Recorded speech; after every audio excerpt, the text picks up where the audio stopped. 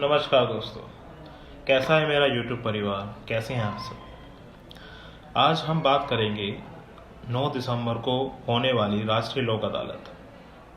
सबसे पहले हम जानते हैं कि राष्ट्रीय लोक अदालत में क्या होता है, कैसे वाद का निस्तारण होता है और कौन कौन से वाद को हम लोक अदालत में ख़त्म करा सकते हैं।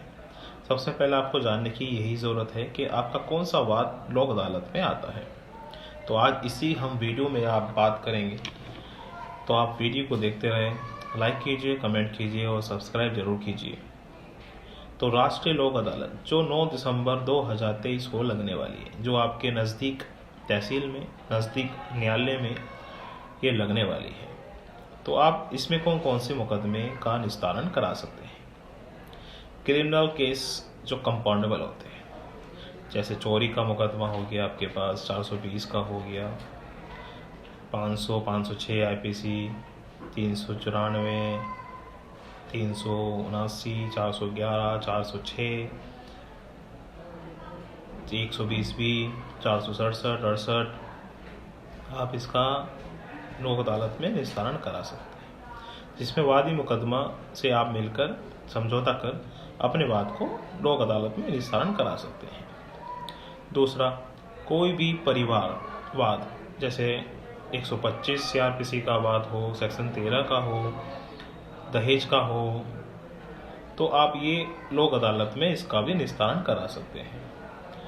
दूसरा, आप चेक मुकदमा जो 138 का मुकदमा होता है, आप वादी से मिलकर उसमें समझौता करके 251 की एप्लीकेशन लगा के आप उसको आप लोक अदालत में भी निस्तारण करा सकते हैं। तीसरा, एमएसटी केसेस जो एक्सीडेंट केसेस होते हैं, जिसमें एमएसटी केसेस दुर्घटना क्लेम, जी हाँ, जो दुर्घटना केसेस होता है, दुर्घटना वाद होता है जो एमएसटी में आता है, आप उसको भी निस्तारण करा सकते हैं।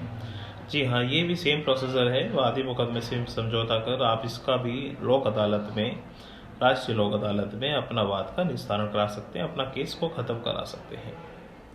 आपके पास कोई बिजली चोरी का केस हो या आपके पास पानी का चोरी का केसेस हो, कोई भी ऐसा केसेस हो जो नॉन कॉम्पिटेबल में आते हैं, आप उसका भी राष्ट्रीय लोक अदालत में निस्तारण करा सकते हैं।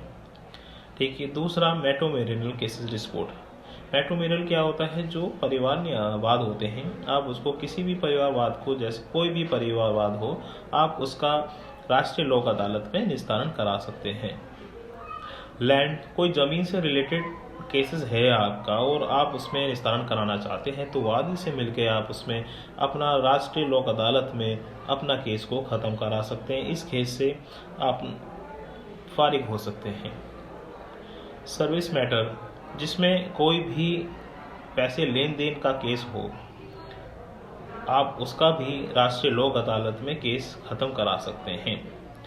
लोन से रिलेटेड कोई भी केस आप राष्ट्रीय लोक अदालत में करा सकते हैं, उसमें बेनिफिट भी मिलता है। लोन के केसेस में राष्ट्रीय लोक अदालत में बैंक से अच्छा खासा ऑफर का मिलता है, आपको 70 से 80% ऑफर मिल जाता है बैंक से रिलेटेड में। तो आप अपना बैंक का लोक अदालत में ज़रूर अवश्य अपना केस को ख़त्म कराएं। इससे आपको फ़ायदा है कि इसमें काफ़ी अच्छा ऑफर्स बैंक आपको राष्ट्रीय अदालत में देता है। रेवेन्यू केसेस भी आप अपने राष्ट्रीय लोक अदालत में ख़त्म करा सकते हैं। रेवेन्यू केसेस जो पेंडिंग डिस्ट्रिक्ट कोर्ट में चले आते हैं, उसको अपने वाद को उसको निपटाने के लिए आप उसे राष्ट्रीय लोक अदालत में ख़त्म करा सकते हैं। रेवेन्यू केसेस जो पेंडिंग होते हैं डिस्ट्रिक्ट कोर्ट में, आप उसका निस्तारण करा सकते हैं राष्ट्रीय लोक अदालत में। राष्ट्रीय लोक अदालत में सबसे अच्छा बेनिफिट मिलता है लोन वालों को। जो लोन से रिलेटेड केस होते हैं, जो राष्ट्रीय लोक अदालत में होते हैं, काफ़ी अच्छा बेनिफिट में निपटते हैं। 80 से 70% का ऑफर बैंक वाले लोन वालों को केस में देते हैं। इसलिए लोन वाले जरूर अवश्य अपना लोक अदालत में अपना केस को ख़त्म कराएं और टेंशन से दूर हो जाएं। अदर जो सिविल केसेस होते हैं, जैसे कोई सूट होती है, कोई रेंट का केसेस होता है, कोई असेमेंट्री राइट्स होते हैं, आप उसका भी अपना राष्ट्रीय लोक अदालत में निस्तारण करा सकते हैं। राष्ट्रीय अदालत का फ़ायदा क्या होता है? राष्ट्रीय लोक अदालत का फ़ायदा ये होता है कि आपका सेम डे में आपका केस ख़त्म हो जाता है, कोई झंझट नहीं होती है, कोई कुछ नहीं करना होता है और फैसला ज़्यादातर हक में आता है। जिस पे पेंडिंग कोई पैसों से लेन देन होता है तो उसमें कम से कम का मुआवजा, कम से कम पेनल्टी होती है, वो कम से कम जमा करना होता है, इसलिए फ़ायदा राष्ट्रीय लोक अदालत का होता है। बिजली चोरी का कोई आपका केस है तो वो कम से कम में आपका चोर चालान का ख़त्म करके आपका केस का निस्तारण कर देते हैं। ऐसे कोई चालान है तो वो भी कम से कम का आपका राष्ट्रीय लोक अदालत खत्म हो सकता है, इसलिए राष्ट्रीय लोक अदालत का फ़ायदा है। इसलिए अपने राष्ट्रीय लोक अदालत में अपने केसेस को जरूर ख़त्म कराएं। पहले अपना मुकदमा देखें कि आपका मुकदमा राष्ट्रीय लोक अदालत में आ रहा है या नहीं आ रहा है। अगर किसी को मेरे से कोई बात करनी है अपने मुकदमे के बारे में तो आप मेरे दिए गए नंबर पर कॉल कर सकते हैं। पेड सर्विसेज है, आप बात कीजिए, अपनी समस्या को बताइए, आपका समस्या का समाधान होगा और अवश्य होगा।